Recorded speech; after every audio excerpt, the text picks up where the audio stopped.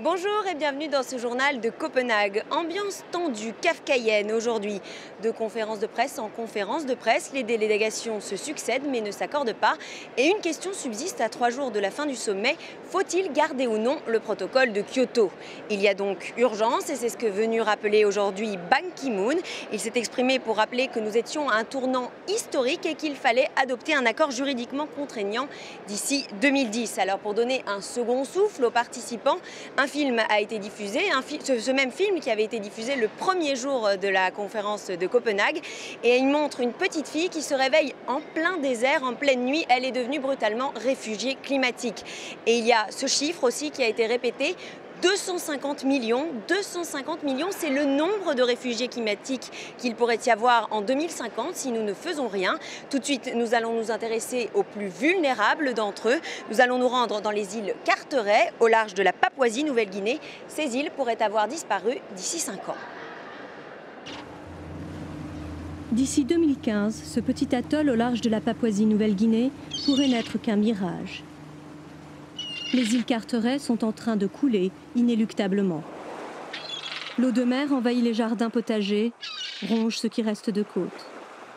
Pour les habitants des Carteret, il est temps de partir, mais sans aide du gouvernement, ils sont nombreux à rester, bloqués sur cet atoll qui continue de couler. Paul Tsubé, lui, a pu quitter son île avant qu'il ne soit trop tard. Il est venu se refaire une vie à Buka, au nord de Bougainville, où il espère peu à peu faire venir toute sa famille. Mais il y a aussi ceux qu'il ne pourra pas sauver des eaux. C'est triste, très triste de laisser derrière la tombe de mes parents, de mes grands-parents, arrière-grands-parents. Ce n'est pas facile de quitter l'endroit d'où l'on vient. Pendant des années, Paul Tsubé a regardé son île sombrer et ses habitants parfois connaître la faim. Il n'y a plus d'arbres à pain, de bananiers, de taros. On ne peut pratiquement plus rien faire pousser là-bas. Pour l'heure, la communauté scientifique est divisée sur les raisons de la montée des eaux au Carteret. Paul Tsubé, lui, accuse le réchauffement planétaire et les pays développés pour ce qui est arrivé à son île.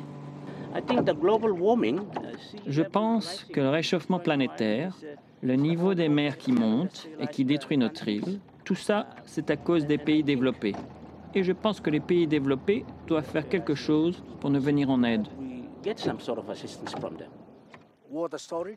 Pour l'instant, la seule aide dont peuvent bénéficier les habitants des Carteret en transit à Buka repose sur cet homme. S'il n'y a plus de place, je leur donne mon lit et je me trouve un autre endroit. En attendant la mise en place du programme de relocalisation, c'est ici, dans la maison de Taihu Pais, que les habitants des îles pourront trouver refuge au moment des grandes marées. Cette maison ne peut accueillir qu'une famille ou deux. Mais comme vous pouvez le voir, au moment où l'on parle, il y a environ 200 personnes qui vivent ici. Certaines organisations caritatives et religieuses tentent de trouver une solution, mais elles manquent de moyens et les progrès sont lents. Le sort des Carteret ne fait, semble-t-il, pas assez de vagues. Et tout de suite, nous allons regarder une carte où vous allez découvrir que les zones les plus touchées par le réchauffement climatique sont souvent les plus pauvres. Vous le voyez, l'Afrique, l'Asie, l'Amérique latine sont des cibles principales de la montée des températures. Évidemment, les habitants qui vivent aussi près des littoraux risquent bien sûr d'être les victimes de la montée des eaux. Et maintenant, je me tourne vers notre invité. Alors, Monsieur Fresnel Desvallons, vous venez d'Haïti, un pays qui a eu beaucoup à souffrir déjà des catastrophes naturelles dues au réchauffement climatique. Est-ce que vous pouvez nous expliquer ce que vous avez observé? Tout d'abord, je dis bonsoir à tous les auditeurs et auditrices de France 24. Et bon, c'est dans le cas de la montée des eaux où les problèmes liés au changement climatique en Haïti. Et quand il y a ces cas-là, c'est surtout le chaos généralisé où les inondations ont emporté tout sur leur passage et écrasé des maisons et puis laissé la population dans le désarroi total. Vous avez l'impression que ça s'accélère ces catastrophes?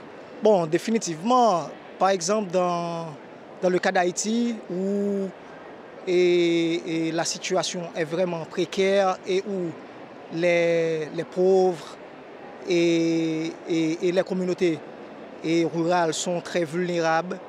Et par rapport à la dégradation de l'environnement, ça veut dire que les effets des changements climatiques, ça augmente la vulnérabilité de ces différentes communautés. Et vous pensez que ce sommet pourrait changer quelque chose? Bon, c'est l'espoir placé dans ce sommet par tout le monde. Ça veut dire qu'on attend beaucoup de ce sommet. Mais une autre chose qu'on espère de ce sommet, c'est qu'on met la politique de côté et puis on met le cap sur la vie des gens qui sont vraiment menacés par les effets des changements climatiques. Merci beaucoup, Monsieur Desvallons. C'est le moment maintenant de notre chronique sur le vif. James André a suivi une audience un peu spéciale. Vous allez le voir, les réfugiés climatiques sont venus à la barre pour raconter leur histoire. En 2007, nous avons eu des inondations dans tout le village. Et ici, certains d'entre nous ont dû quitter le village et trouver refuge à l'extérieur. Sécheresse, inondation, Constance est l'une des victimes du changement climatique. Et l'Ouganda n'est qu'un des pays qui souffrent. Aujourd'hui, Constance est à Copenhague pour témoigner à l'audience internationale des victimes du climat, organisée par l'ONG Oxfam. Elle n'est pas seule, il y a des témoins venus du monde entier, comme Pélénise, qui a voyagé depuis l'île de Tuvalu dans le Pacifique. La terre se rétrécit, les arbres s'écroulent. Alors vous savez que l'eau est en train de monter et monter. Une audience présidée par Mary Robinson, l'ancien haut-commissaire aux droits de l'homme de l'ONU. Nous savons déjà que les gens sont en train de migrer à l'intérieur de leur terre. Nous n'entendons pas parler d'eux car ils n'ont pas encore traversé les frontières. Mais cela va changer. Le Forum humanitaire mondial a estimé qu'il y aura près de 200 millions de réfugiés climatiques en 2050. Et ça, c'est dans le meilleur des cas. Sans changement, il n'y aura plus de planète en 2050. Le verdict de ce tribunal symbolique a été rendu à Ivo de Boer, le secrétaire chargé de la Convention climat de l'ONU. Selon Oxfam, le changement climatique tue. Il faut agir maintenant. C'est la fin de ce journal. Merci à Paris et à Copenhague pour sa réalisation. On se retrouve demain sur France 24, bien sûr. Merci Jennifer Nock, envoyée spéciale de France 24 au Danemark pour suivre jusqu'à vendredi cette conférence internationale sur le climat. Et Julien Fanchouli nous a rejoint. Bonsoir Julien. Bonsoir Antoine. Pour la dernière partie de Paris Direct, ça s'appelle Un monde